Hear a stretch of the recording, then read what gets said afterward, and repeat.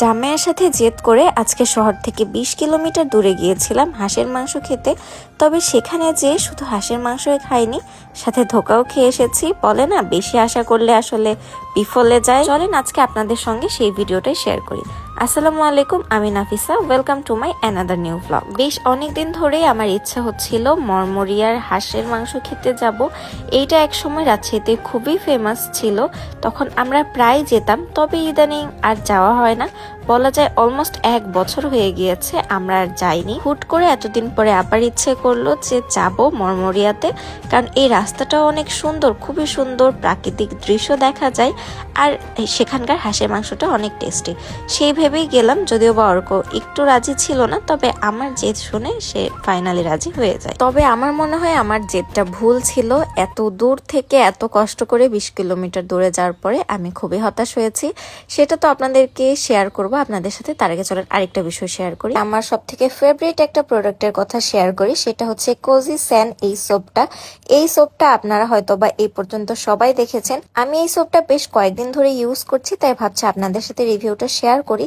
এটা টোটাল 3টা ছিল, আমার অলরেডি একটা পুরোটা ইউজ করা শেষ। এটা স্মেল এত সুন্দর, আমার বারবার খেয়ে নিতে ইচ্ছা করে। এটা আমি হচ্ছে আমার ফেসে ইউজ করি, সাথে আমার বডিতেও ইউজ করি।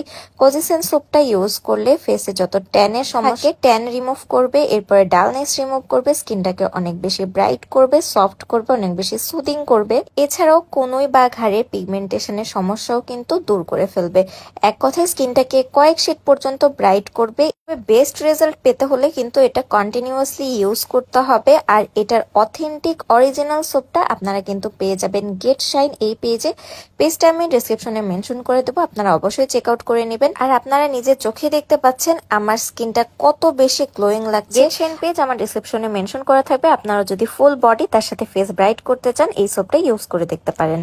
আমার এক্সপিরিয়েন্স কেমন ছিল এত দূর এসে খাওয়ার, সেটা তো আপনাদের সঙ্গে শেয়ার করবই অবশ্যই, কারণ আমি অনেক এক্সপেকটেশন নিয়ে এসেছিলাম। সত্যি বলতে সবাই এখানে এক্সপেকটেশন নিয়ে আসে, যদিও বা আমাদের ভুল ছিল যে আমরা রেগুলার যেই দোকানটাতে খাই সেদিন সেই দোকানটাতে খেয়েছিলাম না, এটা ছিল অন্য একটা দোকান। আমরা অর্ডার করেছিলাম 2টা রাজহাঁসের মাংস আর একটা হচ্ছে পাতি হাঁসের মাংস, মানে 1 বাটি আর কি। তো ভাতের সঙ্গে কমপ্লিমেন্টারি ছিল ভর্তা অল্প একটু, তারপরে লেবু, শসা, সালাড আইটেম যেগুলো থাকে আর কি সেগুলো। তো ফার্স্টে আমি রাজহাঁসের মাংসটা ট্রাই করে দেখছিলাম। তবে রাজহাঁসের মাংস এত ছোট ছোট পা, এরকম মানে একটু অবাক করার বিষয়। যাই হোক, জানি না কেমন কি। তবে টেস্টের ব্যাপারে যদি আমি বলি, খাবারের কখনোই আমি খারাপ প্রশংসা করি না, মানে খাবার খারাপ লেগেছে এই কথাটা আমি কোনোদিনই বলি না। খারাপ না, তবে যেরকমটা আগে খেয়েছি 1 বছর আগে যেরকম টেস্ট ছিল, কোথায় যেন আমি সেই টেস্টটা পাইনি।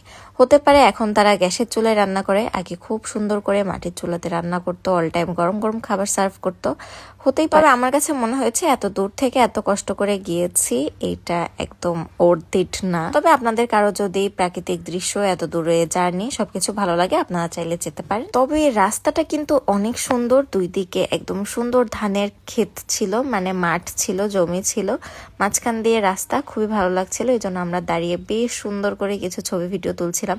এরই মধ্যে সানসেট হয়ে যায়। এখন কি যে তাড়াতাড়ি সন্ধ্যা লেগে যায়, আমার তো খুবই খারাপ লাগে। অলমোস্ট 5টার দিকেই সন্ধ্যা হয়ে যায়। কিন্তু আজকে খুব সুন্দর একটা লাল টুকটুকে শাড়ি পরেছি। এই শাড়িটা কিন্তু আপনারা পেয়ে যাবেন আমার পেজ শোয়ে।